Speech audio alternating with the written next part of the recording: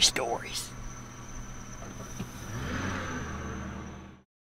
Before we get into today's stories, if you're new, go ahead and hit the like button and subscribe to my channel, as it really helps me out. And if you are already subscribed, welcome back and thank you for subscribing. Okay, now with that out of the way, let's get into today's video. In 2012, I was 12 years old. I got my first account on DeviantArt before I knew how to really draw. The only thing I knew how to do when it came to art was creepy pencil drawings with colored pencil etched into it. My first post was a drawing of a popular anime character with blue pigtails. So I drew a crappy rendition of this character, blissfully unaware that her skirt seemed to be too short in the drawing. Looking back, I was still at an immature age, so I didn't really think much of it at the time. Looking at the drawing now, it wasn't really that decent, but I didn't know that. Because I had drawn this, I saw a message on my submission where I uploaded it. In the comments of my drawing, there was someone who messaged me simply, "Hey, nice drawing," with the smiley face emoticon from the website. I was so excited, because it was my first ever comment on one of my art pieces. I then looked at my profile and realized that he had watched me as well. Then I was very excited and happy. I also had my very first watcher on my account. His username was Gluten in the title. I don't remember the exact details of his name. He favorited my drawing, and I replied to his comment by simply saying, "Thanks." Here's where things got a bit weird for me. He replied, "You're welcome," like common courtesy on the website, but then followed the comment up with, "I really like how short you made the girl's skirt." Keep in mind I was only 12. I had no idea what he meant in that context, so I replied with, "It's a statement for anime girls to have short skirts," or something along those lines. He replied, "Oh, of course. Yours is my favorite." Okay, a bit of a strange reply. Before replying to him back, I dug a bit deeper into his profile, wondering if I should be nice to favorite him back. His profile stated that he was 21 years old. Yes, the site lets you display your exact age on the top front page. And it was the same for me. I legitimately put that I was 12. Did he realize how young I actually was for him to not be saying that?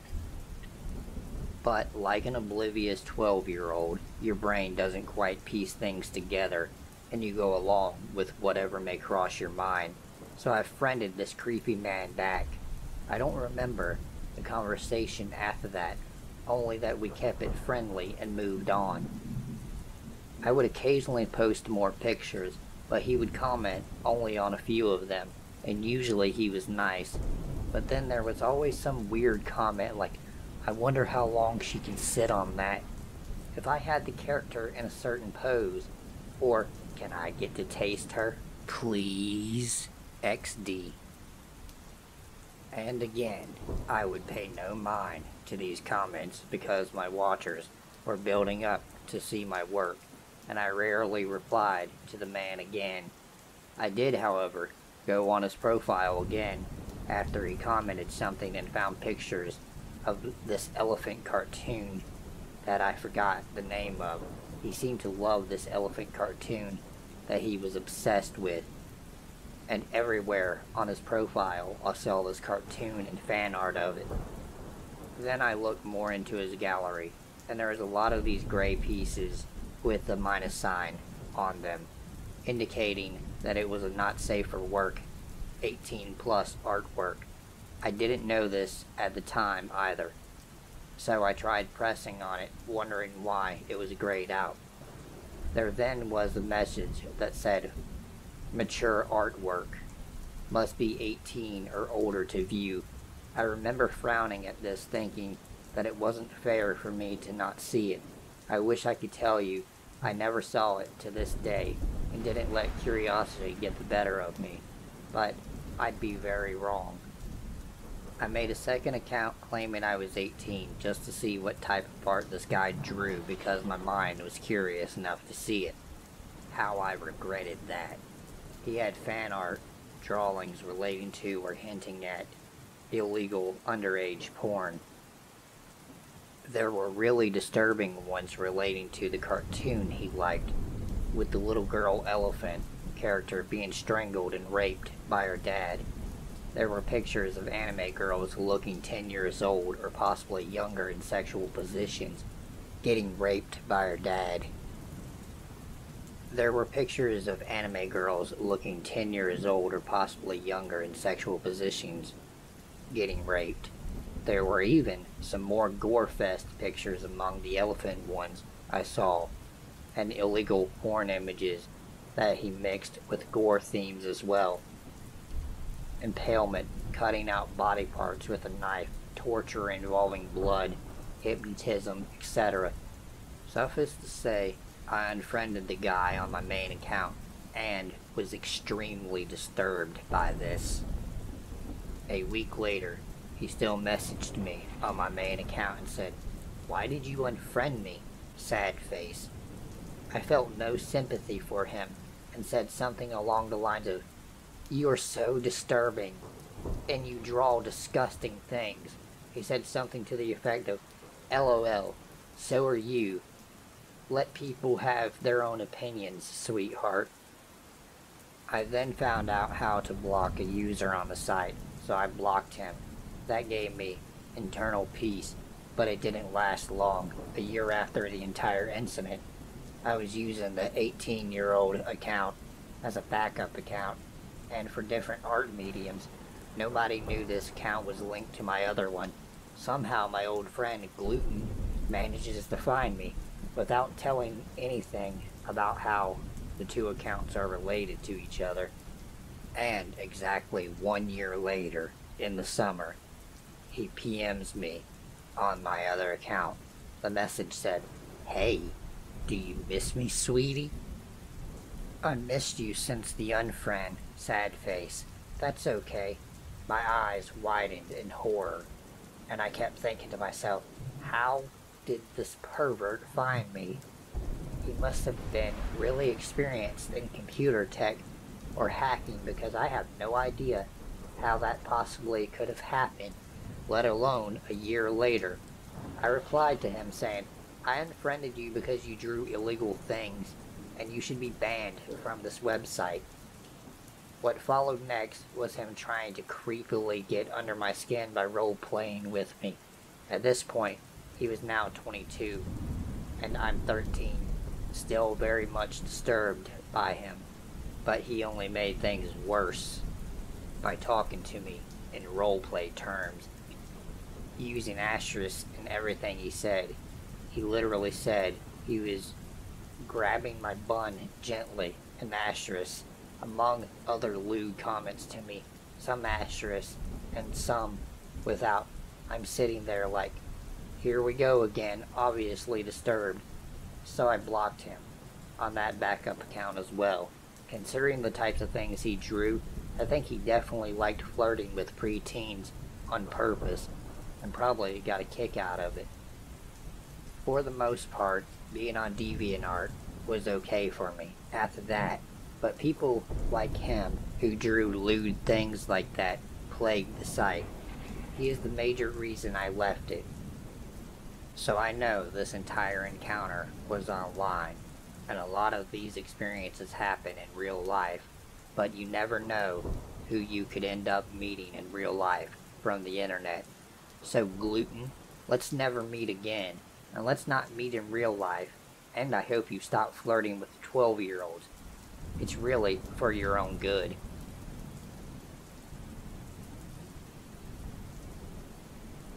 I was working at a fabric and craft store when I encountered who I am going to call Neckbeard.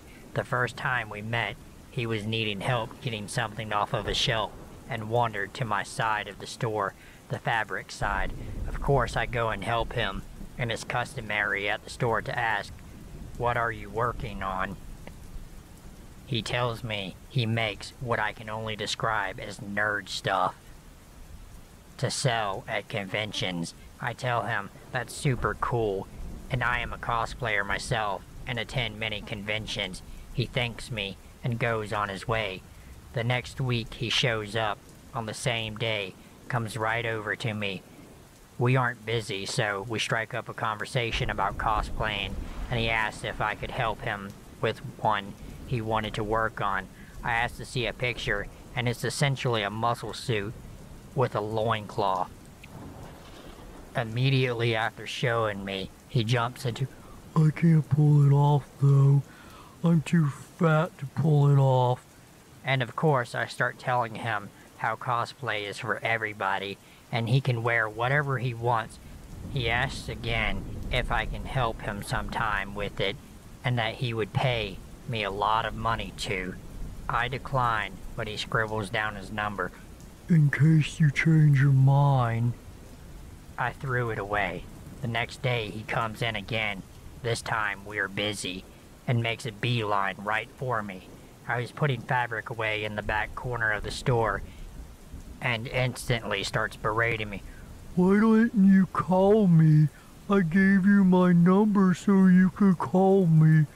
I told you I would give you a lot of money."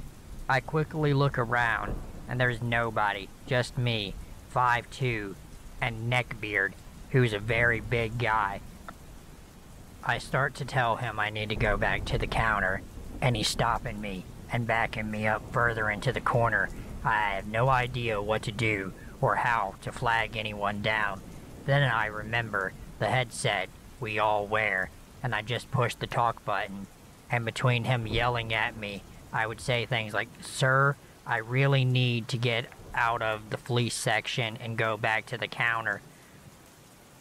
Soon an employee came and saw what was going on and said, "OP, it's time for your break, hurry up." And she grabbed my arm and whisked me away. I had to write up an incident report with my manager, who decided to not ban this guy from the store. So instead, whenever he came in, people would use a code over the headset to let me know to go sit in the back until he left. It worked for a while until one day we were really busy. I was a manager myself now and was running a register. I didn't look up and just called the next person. That's when I heard, "Wow, I haven't seen you in a while." And I looked up and saw it was Neckbeard. I put on my best fake smile and just said, "Oh, my schedule's changed a lot. I work another job now." He asked me where, and I just told him, in the strip mall. Of course, I wasn't going to tell him the actual place. I thought it was over until right before he left. He put his hand on my shoulder and said, "Well, when you're off tonight, you should give me a call." I had to be walked to my car after my shift and switched to overnights, so I never see him again. I still live in fear I'll see him at a convention sometime and worry what I'll do if I do.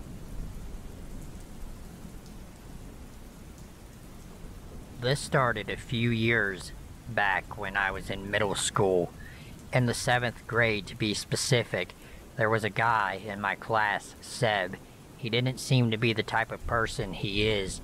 He was into Star Wars, and his favorite character was Kylo Ren, which he drew frequently, and was really good at skating. We didn't really talk much, but we texted over Kik a lot. After about a year of communicating over Kik, we transfer her over to Discord and have some pretty serious conversations, and around February of the next year we start to date. I also moved for the 8th grade, so it was getting harder and harder to communicate. Even so, we still managed to talk for around an hour a day. I'm not sure what happened, but Seb's personality began to change. If I didn't text him back within a few minutes, he would get concerned and spam me with tons of texts asking if I was alright, or if I was hanging out with other people, even if I was asleep. It got pretty annoying, but I couldn't just ignore him because he was my boyfriend. Before the start of high school, I got my first phone and decided to let Seb have my number. After a while, Seb would call me at random times of the day to ask me really strange questions, which I prefer not to add. After about 2 months of this, I decided I didn't want to talk to him anymore because his behavior was really overwhelming. And Seb being Seb, he constantly asked if I was okay. I was buried in homework, and him bombarding me with texts didn't help. After about a week of not texting him, I decided to text back. I was nervous because I didn't know what M might do. He answered less than a minute later. We had a conversation just as we had before, but this felt different. It felt wrong. After a few minutes of talking, Seb calls, and we finish the conversation over smartphone. Once it's over, and we're about to end the call, he says to me that he loves me. I find myself unable to say it back to him, feeling the same feelings from before. I say, okay, and hang up. I go back to not talking to Seb because I needed to focus in on my studies and not him. I'm not sure how much time passes after that, but I get a call. It's Seb. He asks me where I have been in a pretty angry tone. At this point, Seb has tried texting me on several different platforms, and I'm just tired of all of the texts from him. I decided to stop talking to him altogether because Seb is starting to get obsessive. I understand that I was his girlfriend, and he can get worried, but that doesn't make up for texting me multiple times a day when I have already stated that I was working. I stopped texting back or answering phone calls because I was too afraid to break it off, but I knew I wouldn't be with Seb anymore. He had sent images of self-harm of his body, and I was scared of what he might do if I break up with him. Then, November of that same year, my worst fear had come to life. I was transferring back to the school district from before, and I remember feeling the dread from the realization that I'd go to school with Seb again. On the first day there, all I remember is feeling scared because I didn't want to have to confront him about the 2 months absent I'd taken from talking to him. Around a week in, he spotted me from down the hallway while I was going to my first period of class. I felt my stomach drop, and I saw Seb's expression change as I quickly put my head down and rushed away. Later that same day, Seb calls me. I let his call ring out. Once the phone stops ringing, and he asks if I was going to the said high school, he said that he thought he saw me, and asked sarcastically if he was going insane. Even though this was sarcasm, I felt the pain of guilt run through my body. Even then, I couldn't bring myself to call him back. I was once again spammed through my phone. Around a month later in November, we moved again, as this high school was a transitional school before I moved out of state. He called me frequently, and every time I'd let him go to voicemail. Every time I did, the messages Seb left got more and more unsettled. It got to the point that he threatened suicide if I did not answer. After a while, he stopped, and a mutual friend let Seb know that I was okay, and that I didn't want relations with him anymore. And the mutual told me that Seb wanted to give me a letter before I left, and I couldn't receive it because the day I left was the day Seb was planning to give it to me. Apparently he had been looking for me outside of the school, knowing that I walk home, but this day my dad picked me up just after 12:30 around the middle of the third block. I was grateful that my dad picked me up early because even then I was still scared of the confrontation, but after I left the state, I felt the worst kind of guilt I ever had, the displeasure of experiencing. So yeah, after stopping the calls with his phone, he began calling with other phones in the middle of the day.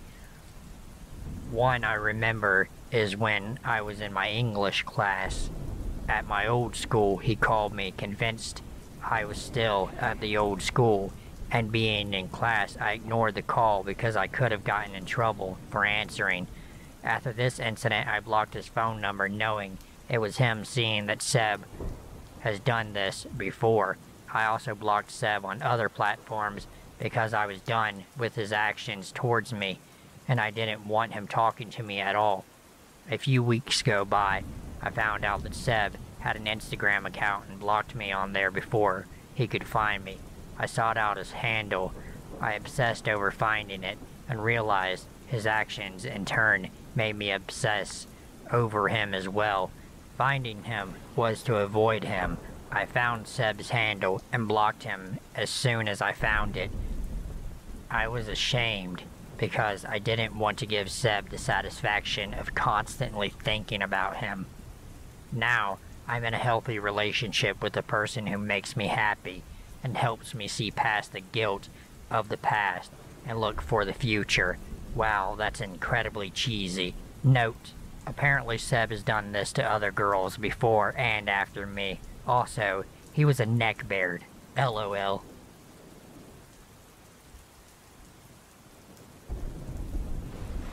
So, I was a college student back in 2009, 2010. I can't remember the exact year. Anyway, I was introduced to a friend of an acquaintance while in the cafeteria one day. The guy was skinny, dark-skinned, wore glasses, and kinda looked like a nerd in a pretentious, rich gangster kinda way. He usually wore button-down, short-sleeved shirts tucked into his pants with a belt. You'd probably have to meet him to get the image. The first thing he does after introducing himself to me and chatting a bit about random things, such as our goals for the future, if I remember right, is try to inundate me with all kinds of information about the Jewish Torah and how all religion is basically fake. He told me all about how the Bible and other religious books were bastardizations of this and how the definitions changed the meaning of everything, mostly about the different names for God or the Lord and how it pertained to different entities. I found him interesting, but at the time I was in an atheistic phase and wasn't all that interested, but it rubbed me wrong for some reason I couldn't explain, almost like cognitive dissonance. Also, I forgot to mention that the very first thing he did was introduce himself under a false name from a nation, Judea, or something very similar. We exchanged numbers and talked. One of the first things I noticed about this guy was how controlling and kind of manipulative he was. He would say things like, "If you want to be friends, you've got to be this sort of way," or "You can't eat certain foods because our way of life forbids it." He really wanted me on board with his religious thing for some reason. He would offer advice and help about things too, like romantic problems. He would end up being the first person I ever truly got drunk with, which was ironically a fun time. One of the things I learned very early on about this guy was that when he wasn't harping on about religious rules and stuff like that, that he was one of the funniest people I ever knew.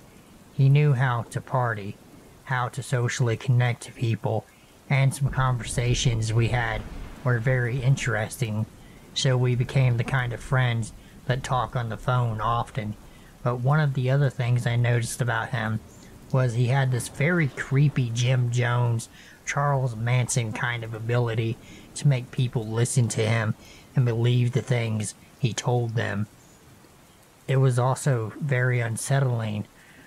I was well aware of his propensity towards manipulation quite early on, but for some reason I felt obligated to hang out with him until, of course, it became a sort of friendship.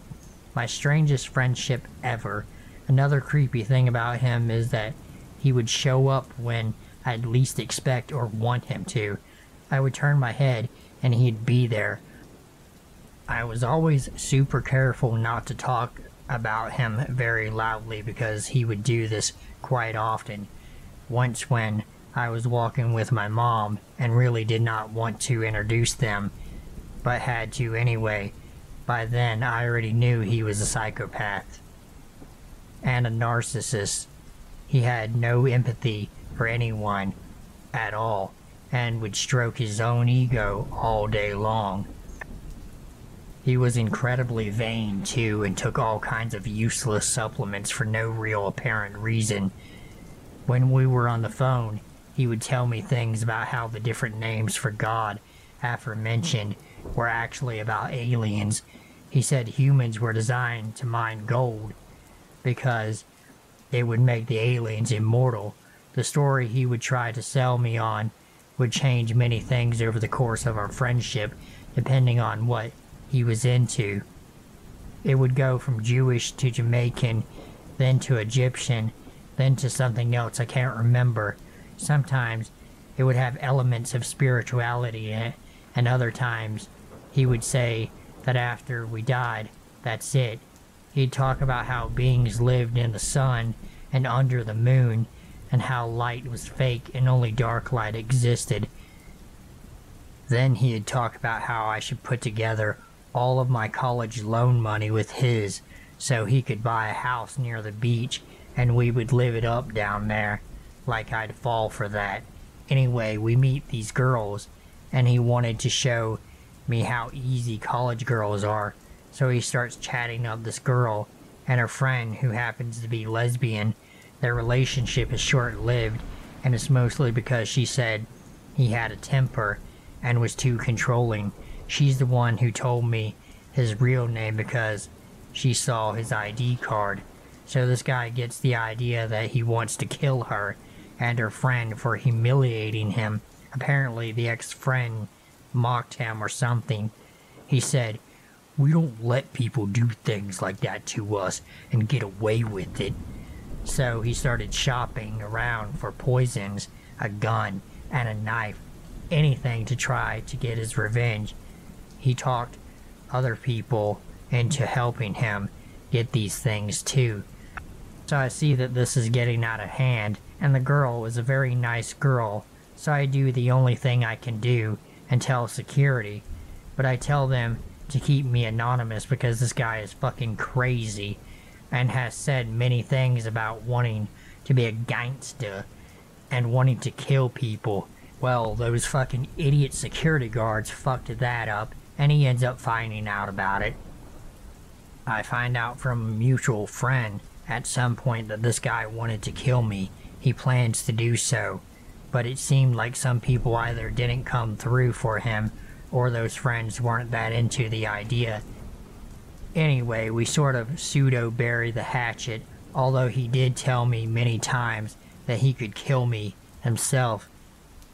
But he wouldn't do that because I'm one of his one and only true friends. I don't doubt that he would try to do it. I told him I was manipulated into telling on him. Long story. As you can tell, the story needed to be any longer, and I'm trying to just give highlights and context. The things he said kept getting crazier and crazier, and if you tried to disagree with him, he would just get argumentative with tons of false facts or continue on. Some people actually bought this shit and were kind of like disciples to him, but I just couldn't get behind blatant lies that a sociopath made up. At a later point, we decided to go to a beach town to hang out and get drunk and have some fun. Yes, I was tempting fate, but back then I didn't care so much about my life, and I really needed to get out and break free from being a shut-in that never did anything. So me, him, two other friends went to this awesome college beach party town. It's only important to mention this because one of the friends he invited along was a guy with social issues that he didn't actually know. The guy just had money, and the other guy had a car. He used these guys as a means to an end. They weren't his friends. To my surprise, at one point the guy with the car strands us in the middle of the night when the whole town goes dead. Our cell phones died, and a drug dealer was the only hope for a ride we could get. So the dealer requests we hold something for him in exchange for a ride while he goes to get his granny's car. Charles makes me put it in my pocket after a bit. Looking back, the guy was doing everything he could to make me look more suspicious. He had me wait in an alley. I can't remember why exactly. He said it was out of sight, but the dealer came back and said that what he was doing was fucked up and that I stuck out over there in that sort of shadowy area. Looking back, if a cop would have drove by, they would have detained me on the spot, then taken the drugs off of my person and arrested me.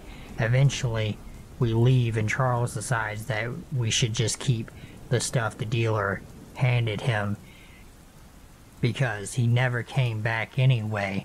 So we were waiting by the gas station, and this guy literally goes up to a fucking police officer to ask for a ride. By this time, he had taken the stuff back and forced the other guy to hold on to it, but he had assumed that the socially awkward guy gave it back to me by then. I am sure that he was trying to get me in trouble at that point. Anyway, after we made it back, things went back to how they usually go. If I haven't mentioned it, Charles was a womanizer. He didn't care who it was. He'd go for her. He'd get with a woman that he thought would be impossible for anyone at all to get with, like married teachers and devout churchgoers who were in committed relationships, but he also didn't seem to have standards. He just liked to ruin people's relationships and their lives. It kind of shattered my illusions of people at the time, because it showed me that everyone could be manipulated into doing things, and that identity and personality didn't mean anything. I'm not sure, but I might have been depressed for a long time after that. Anyway, there was this girl who was a pastor's daughter, sort of pretty. She kept to herself mostly. Charles decided to go out with her at some point, and she entered this rebellious phase where she was sleeping around with everyone. She also didn't bathe or take care of herself. Apparently Charles was her first. When I asked her if that was true, she proceeded to tell me horror stories about how he was manipulative and abusive towards her. And one time, during a fight while they were walking back to campus, he tried to push her into traffic. This was told to me during a period of time he had left and gone somewhere for an internship. Thankfully, I thought, because I wasn't likely to see him again, at least not for a long time. I was wrong. He came back when I least expected it, and he was just as fucked up as ever. I told him I thought a girl liked me once and expressed a desire to get with her, just random conversation that I didn't think would go anywhere. I just needed to work up the nerve and do it. Upon hearing this, he goes over to her. They talk. Next thing I know, they are in a relationship. This relationship lasts a few weeks, and for some reason, he's told her and everyone else that I'm his cousin. Suddenly they break up, and she's avoiding both him and me.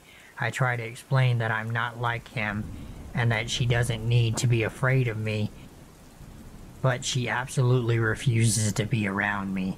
If I sit at the table that all of our friends are at, except Charles, she gets up and leaves. Someone asks her about it, and she told them that it was because Charles was my cousin, and that he did horrible things to her when they were together. This scumbag did that stuff just because I liked her, and in a way, it was my fault. Anyway, a few years later, 2012 or something, I have a new circle of friends. A guy named Ricky, another named Mike, and a girl named Karen. Ricky had a huge crush on Karen, but we all got along with just fine. One day, Charles just shows up and tries to get Ricky to join us in our adventures, or what the fuck ever. I'm really just trying to find any excuse to distance myself at this point, but I guess at this junction in my life, I'm still way too shy to tell people off or not to be afraid to speak up. Anyway, this idiot has some plan to form our own gang or something, and one day he's trying to three-way call us. I badly wanted to tell Ricky that giving him his number was a terrible idea, but I didn't want to get shot or stabbed or anything. I didn't pick up the phone, and apparently they had a conversation. Later on, I found out that during their few weeks of friendship, Charles was trying to get Ricky into a plan to lure me into some trap and kill me. He had sold Ricky a lie originally that I liked Karen and Ricky didn't seem to mind, and said that he would step down, so Charles started spinning other lies. Ricky didn't go for any of it in the end, and we talked and had a long, healthy conversation about it. Ricky is still a good friend to this day. Eventually Charles left, and the last I heard from him was some voicemail from 2015 or something. Hands down the creepiest person I've ever met, befriended, made an enemy of, and then had to play cool with for years on end, just not to get killed or worse. He never did admit his real name to me. He always introduced himself under false names to strangers too. Charles, let's not ever fucking meet again.